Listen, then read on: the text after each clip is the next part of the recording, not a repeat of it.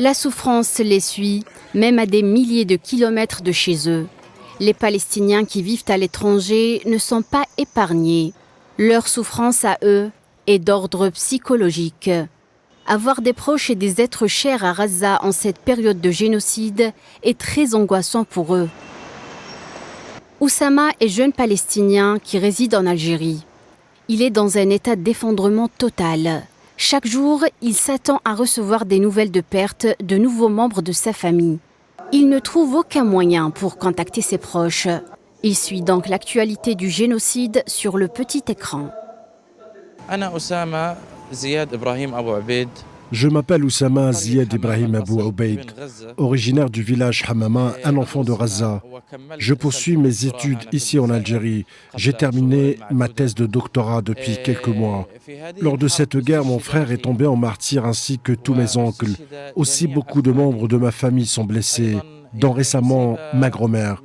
Sont tombés en martyr également des filles de mes oncles, des enfants grands et petits. Cette guerre ne fait pas la différence ni entre un petit garçon et un adulte, ni entre un enfant et une personne âgée. C'est-à-dire, elle détruit toutes les manifestations de vie à Gaza. Elle a détruit l'enfant avant l'adulte, la femme avant l'homme. Nous suivons toujours les nouvelles sur les chaînes d'information. C'est normal de regarder ces chaînes, notamment la chaîne algérienne internationale Al24 News. Nous nous en renseignons des nouvelles de la situation et nous suivons en direct les images qu'elles peuvent nous transmettre.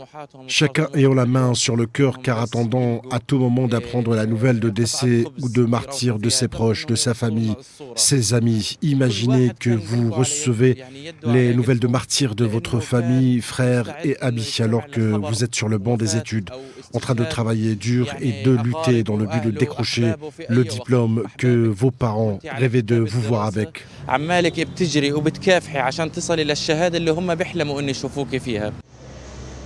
Après de nombreuses semaines d'attente et d'impatience, Oussama essaye chaque jour de contacter sa mère pour prendre de ses nouvelles. Cette fois, il réussit à la voir au bout du fil après d'innombrables tentatives. Les communications sont difficiles actuellement, surtout que les communications sont coupées de la bande de Gaza. Les communications sont possibles dans des régions éloignées, frontalières ou dans des régions de haute altitude, comme celles utilisées par les journalistes et les professionnels des médias. Quant à la population, les gens sont assiégés et ne peuvent pas sortir de chez eux. Et s'ils arrivent, qu'ils sortent de leur maison, je ne pense pas qu'ils iront à une région éloignée pour effectuer une communication.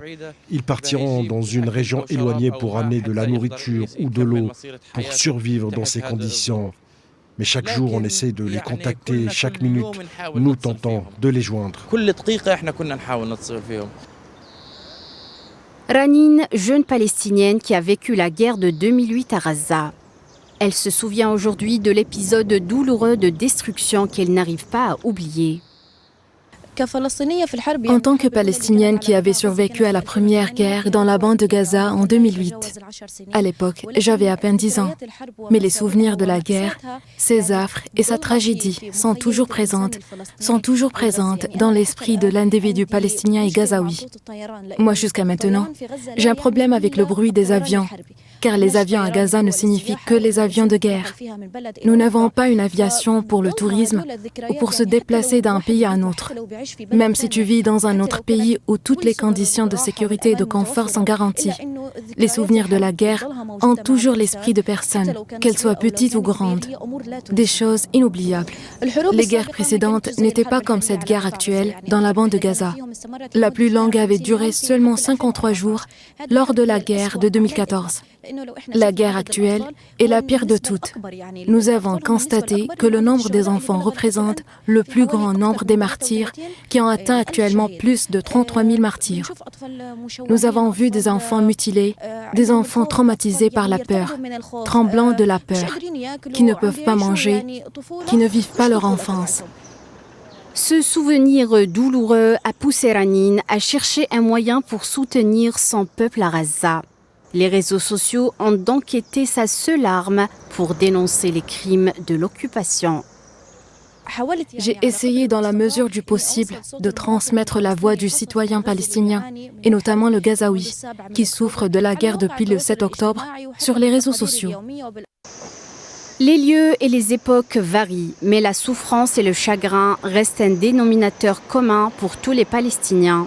Chez eux ou ailleurs, il n'y a pas de famille qui n'a pas goûté à l'amertume de perdre des proches et des êtres chers.